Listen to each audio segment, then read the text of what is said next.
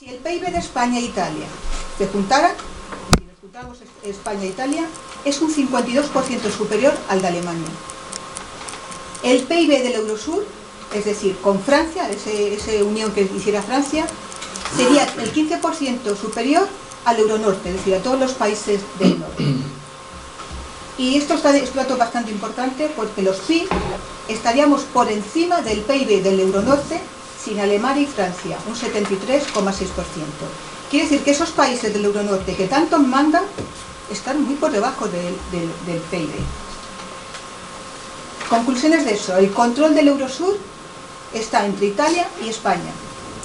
El control del Euronorte está entre Alemania y Francia. Los otros Euronorte no pintan nada por su PIB.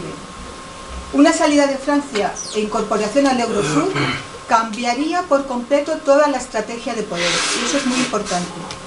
Si creamos un Eurosur y viene Francia, las estrategias de poder cambiarían y Alemania quedaría, desde luego, delegada a otras políticas y no a las que nos está imponiendo. Alemania, desde luego, necesita a Francia en el Euronorte, y el resto de los países del Euronorte son meras comparsas. Este análisis está hecho desde unas políticas neoliberales, dando importancia al PIB. El PIB son números, pero realmente yo creo que había que cambiar de paradigma. Había que pensar en una economía del bien común, donde lo importante no es el crecimiento económico, porque el PIB puede ser un país que esté medido en guerras, es decir, da igual dónde se saque el dinero, lo importante es que crezca, mientras que la economía del bien común se mira precisamente en la sociedad, en el bien de la sociedad. Entonces, este análisis está hecho también con postulados neoliberales. Para ya terminar, solamente una frase, es decir, que la construcción del euro no se ha hecho bajo un prisma social, evidentemente se ha hecho bajo el prisma del capital, y que vamos a seguir teniendo mayores deterioros en nuestro estado del bienestar y aumento de las desigualdades. Y como esto pretendo que sea un debate después, lanzo 3 preguntas que están un poco descolocadas, pero bueno, se ve la primera, es decir, ¿salir del euro para qué? Esa es la primera pregunta que lanzo. La segunda es, ¿la salida del euro es una garantía de ruptura con el euroliberalismo? Si no es así, ¿daría entonces lo mismo permanecer o salir del euro?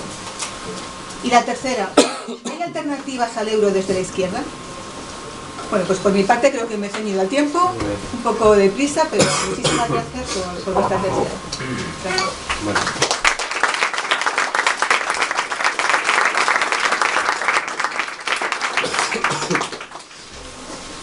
Bien, ahora va a intervenir Celso Miranda, que es licenciado en Ciencias Económicas y funcionario de la Administración Local. Ha sido concejal de Izquierda Unida del Ayuntamiento de Oviedo durante 6 años. Después de retirarse de la primera línea de actividad política, se presentó a las elecciones municipales en 2011 en la candidatura de la Asamblea de Ciudadanos por la Izquierda. ¿Se oye bien el tono por atrás? Buenas tardes, agradecer al Frente Cívico la organización de este tipo de debates, que yo creo que son necesarios como el comer en este país. No hay un debate intelectual serio, más allá de círculos muy reducidos, sobre la salida del euro, la posible salida del euro, como no lo hubo inicialmente respecto a la entrada en el euro. Yo voy a intentar ser muy esquemático por cuestión de tiempo y porque creo que lo fundamental es el debate y las inquietudes de la gente en relación a este tema. Pues agradezco también que estéis aquí un sábado por la tarde, hay fútbol seguro, hay fútbol a todas las horas. Yo cambié la fecha del debate anterior porque coincidía en hora con el Barça Madrid. Fijaos si hay fútbol a diario, y ese quizás es uno de los problemas que tenemos como país a la hora de ser tan acríticos con todo lo que nos está pasando. Ya que estamos en una biblioteca, por cierto, bastante desprovista de novedades, acabo de estar ahí mirando las estanterías y creo que hay 3 libros nuevos este mes, o sea, algo inaudito hace poco tiempo. Pues voy a hacer una cita literaria de un artículo que escribí en una revista que os recomiendo, aunque este número, Atlántica 22, aunque este número no lo vais a encontrar porque está secuestrado, supuestamente, porque se vendió toda, no por mi artículo, sino por otros artículos de gente que sale en la portada, ¿eh? O sea, pasaron literalmente llevándose 20 y 30 números para casa. Es de un personaje de una novela negra, no es una novela económica, pero una novela negra que vende en Grecia. En Grecia se venden libros de novela negra porque enraizan con la realidad de lo que se está viviendo, y es novela muy negra, porque está en el contexto. La novela negra, sabéis que nació en los años... Bueno, apagan la luz y todo. Nació en los años de la gran crisis del 29, que es el antecedente justo de esto que está pasando ahora, y aquella novela negra enraizaba muy bien pues con lo que se vivía alrededor, con la cuestión económica, y ahora pues la novela negra vuelve a repuntar precisamente, por lo menos en Grecia, porque aquí nos falta Vázquez Montalbán, porque toca la fibra sensible de lo que están viviendo los griegos. Y dice un personaje de Petros Márkaris: Grecia es como una piedra que cae en el agua. Tranquilos, que no somos como Grecia. Mientras se hunde, genera ondas. La primera onda abarca a los países del sur de Europa. Si estos no se hunden también, Grecia tendrá más probabilidades de salvarse.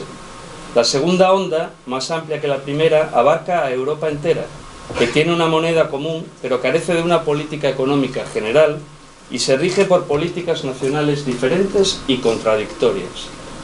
Y termina el personaje: en Europa, como en Grecia, solo existen grupos e intereses en conflicto, aunque utilicen la misma moneda. En consecuencia, corren el riesgo de cobrar todos en la misma moneda, la bancarrota. Y sigo con otro libro que también os recomiendo. Voy a hacer bastantes referencias literarias. Esta es una comedia, es la Constitución Española, que empieza así. El artículo 1.2 dice: la soberanía nacional reside en el pueblo español, del que emanan los poderes del Estado. Bueno, esto era antes de que una enmienda a la totalidad, que fue la reforma constitucional de hace 4 días, de septiembre de 2011, el artículo 135 de la Constitución, que enmienda completamente el texto para decir todo lo demás, los derechos sociales que tenemos españoles quedan supeditados al pago de la deuda externa a los bancos acreedores alemanes y sus intereses correspondientes.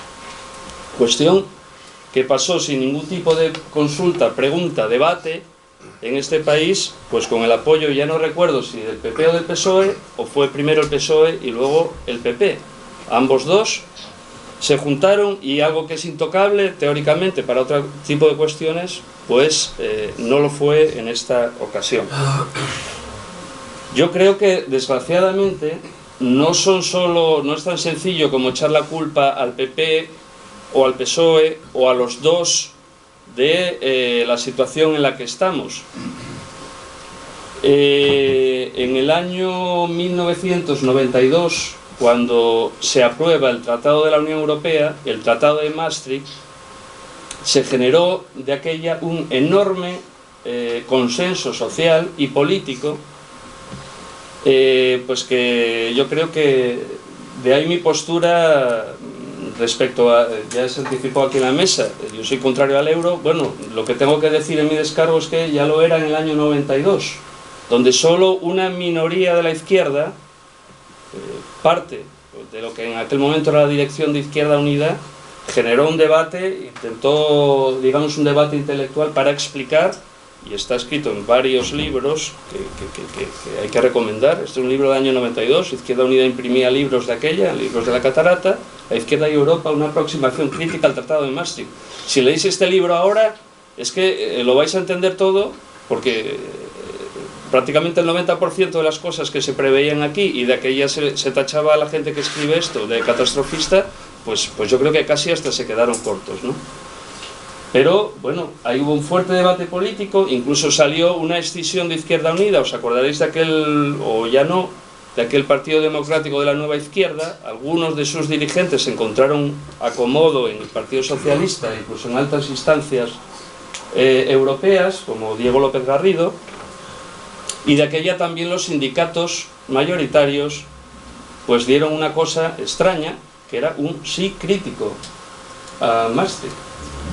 Y yo lo que me pregunto es, bueno, ¿qué era aquello del sí crítico? ¿Qué elementos de control o de, digamos, de cambiar el rumbo de lo que iba a ser la Europa de Maastricht adoptaron esos sindicatos, adoptaron aquellas fuerzas políticas de izquierda que, digamos que hoy posiblemente estarían en una de las posturas intermedias o de seguir manteniéndose dentro de Europa para desviar el rumbo, pero desde dentro siempre, ¿no? O sea, no hubo tal control y sí hubo, digamos, un pasotismo enorme, una especie de fiesta por pertenecer al club de la Champions League de la economía, era eso, no hace tanto tiempo que decían este tipo de cosas, ¿no? O sea que se generó un debate nulo y nos metieron en Maastricht pues por la puerta pequeña. Es más, hay algún episodio, yo creo que bastante chusco en este país, como fue el referéndum aquel, que no sé si os acordáis ya o no, de lo que iba a ser el Tratado de la Constitución Europea, que era un bodrio infumable, que algunos lo leímos casi por obligación, pero nos consta que eurodiputados que viven en esta ciudad, y no hay tantos, no lo habían leído, y que, bueno, pues este país aprobó con el 77% de los votos, nosotros más europeos que nadie. Tuvo que ser Francia, fijaros, la que echó para atrás inicialmente ese tratado constitucional. ¿Qué era en esencia el Tratado de Maastricht? Pues el Tratado de Maastricht tenía dos patas, o más que dos patas, yo creo que dos tenazas de una pinza sobre los intereses de la mayoría de la población, en este caso española y europea también. Maastricht era el inicio de la arquitectura institucional de un proyecto más que reformista, yo creo que revolucionario desde la óptica neoliberal. Era la implantación, era la forma de implantar el neoliberalismo capitalista pues en Europa. Y tenía dos instrumentos básicos: la moneda única, el euro, y el pacto de estabilidad. El pacto de estabilidad era, se cogieron 3 criterios de convergencia que tenían que cumplir todos los países que entraran ahí para ser mínimamente homogéneos, y los criterios de convergencia fueron el control de la inflación, el control del déficit público, que no podía superar el 3% en aquel momento, y el control de la deuda pública, que no podía superar el 60% del Producto Interior Bruto. Luego se dulcificaron porque nadie cumplía esas medidas y algunos hacían trampas contables, pero se dulcificó porque lo que interesaba era meternos dentro de la senda de Maastricht. Pero claro, de aquella alguna gente ya advertía en estos sesudos libros que por qué esos 3 criterios, que tenían que ver además con el mundo financiero y no con cuestiones más sencillas de la economía real. Porque ¿qué pasaba, por ejemplo, con el saldo de la balanza de pagos? O sea, ¿cuál era la estructura productiva de España, por ejemplo? La balanza de pagos, como sabéis, son las exportaciones menos las importaciones del país, si nosotros éramos deficitarios o no. El manejo de la balanza de pagos se puede controlar si tú tienes una moneda y vas devaluándola respecto a las otras para poder, en ese caso, ser más competitivo, exportar más o importar menos. Puedes jugar con la política monetaria. Cuando entramos en el euro, abandonamos esa posibilidad de política monetaria porque ya no somos autónomos para devaluar el euro.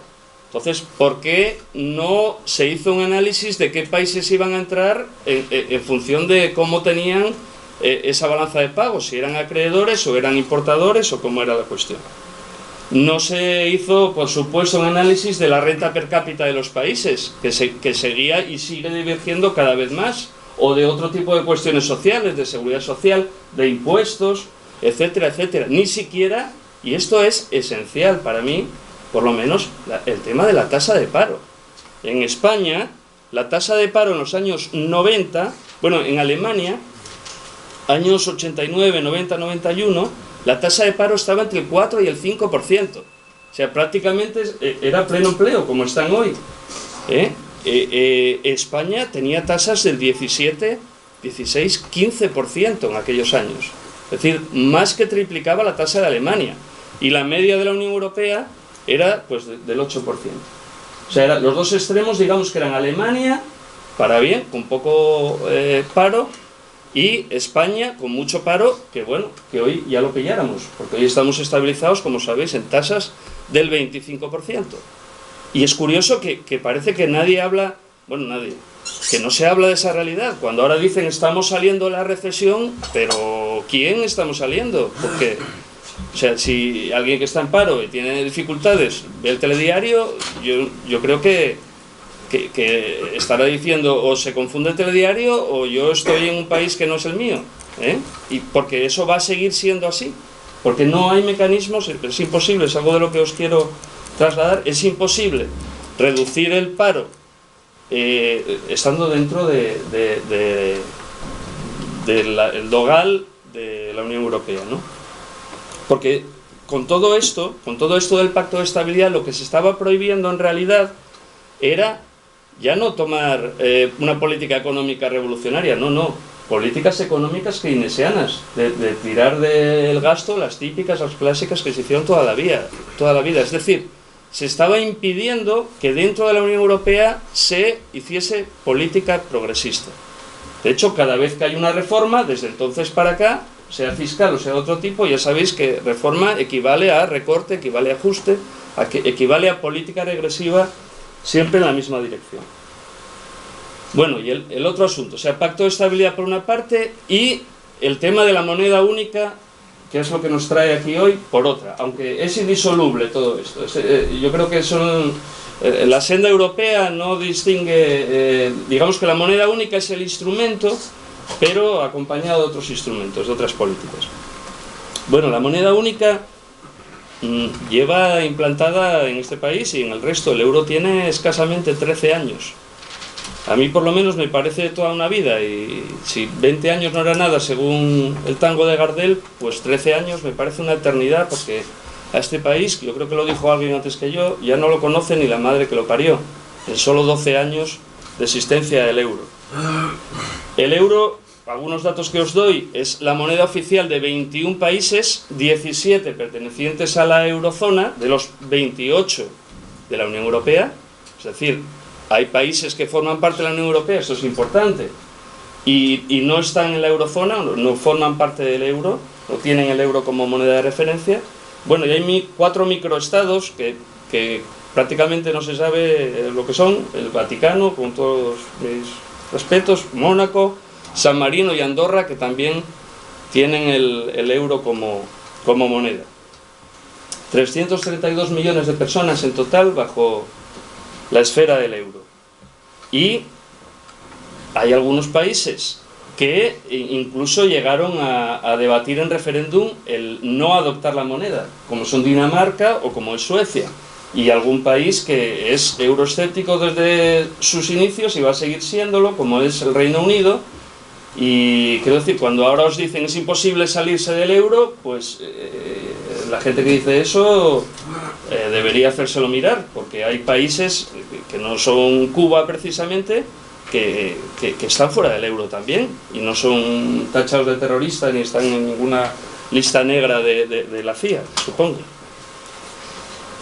Bueno, una afirmación yo creo que categórica a la vista de los datos. No estábamos preparados en el año 92 para entrar en el euro, para entrar en una moneda fuerte. Mirad, la cotización, tú antes hablabas de la cotización del peso del peso argentino respecto al dólar. La cotización del euro respecto al dólar el 1 de enero de 2002, que es cuando empezó a funcionar la moneda en billetes en el país, cuando nos dieron aquellos euritos nuevos, íbamos al cajero y ya recibíamos dinero limpio. La cotización era un euro, valía 0,9038 dólares USA. Ayer, porque hoy no me dio tiempo a mirar los datos, después de que el Banco Central Europeo bajara los tipos de interés, el euro cotizaba a 1,337 dólares USA. Es decir, un 48% en solo 11 años, un 48% de apreciación del dólar respecto al euro. ¿Qué quiere decir esto? Que España ha perdido competitividad, o sea, nuestros productos son un 48% más caros que los productos del exterior que vienen por vamos, en la zona dólar, ¿no? que tenemos que comprar en dólares. Y ojo, hubo un máximo justo en julio de 2008 de 1,599 ceros, es decir, un 77% de apreciación del euro respecto al dólar. No nos podemos permitir eso. Pero no es que lo diga yo, es que los resultados fueron, lógicamente, los siguientes. Esa balanza de pagos, que ya era deficitaria en España, pero que estaba en tasas del 3% aproximadamente del Producto Interior Bruto, pues pasó durante estos años a tasas insoportables del 9 o 10% del Producto Interior Bruto, porque importamos mucho más de lo que somos capaces de exportar.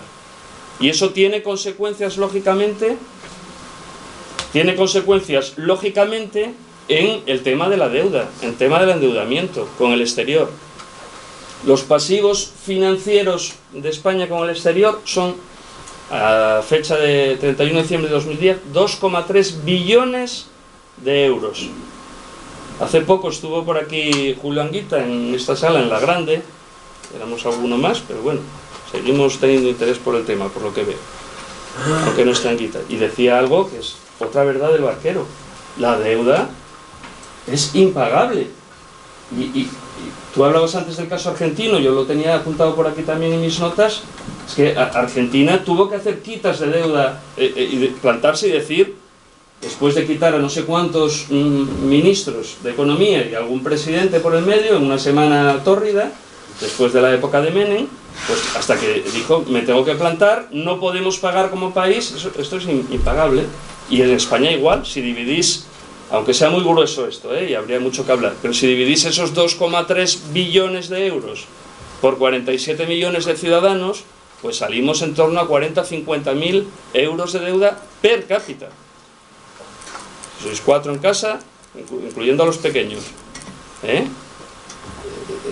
Eso a cambio de nada, eso lo debemos ya sin tener absolutamente nada. Hombre, los números no son así, esto es hablando en grueso, pero para que os hagáis a la idea, porque habría que descontar los activos financieros que tiene España en el exterior, aunque claro, esos activos financieros tienen nombre y apellidos. La deuda, como decía antes Ángeles, no, porque la deuda nos la van traspasando subliminamente los bancos hacia todos nosotros. La deuda privada se convierte en pública.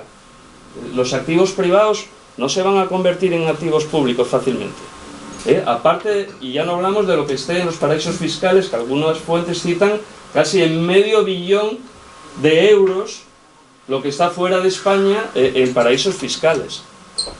Que aquí habría que hacer una reflexión similar a la de Argentina y entrar a hablar de conceptos como deuda legítima y deuda que no lo es.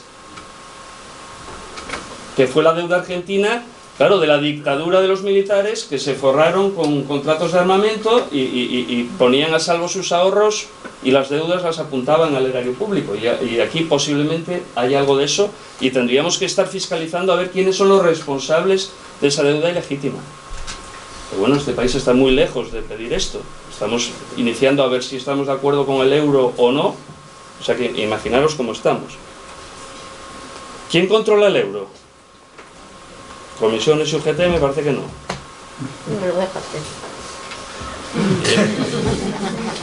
El euro lo controla el Banco Central Europeo, que es un órgano independiente, ajeno a la política de los estados, ajeno a la política en realidad, y que tiene un único objetivo, que no tiene nada que ver con los objetivos de la economía real, que creo que deberíamos de perseguir nosotros, como es el tema, tú avísame porque me estoy calentando. No sé. Vaca. Que os decía que no tiene nada que ver pues con el tema del paro, por ejemplo. No maneja, o sea, el Banco Central Europeo, su único objetivo es el control de la inflación y además está muy interrelacionado con el Bundesbank, con el banco alemán.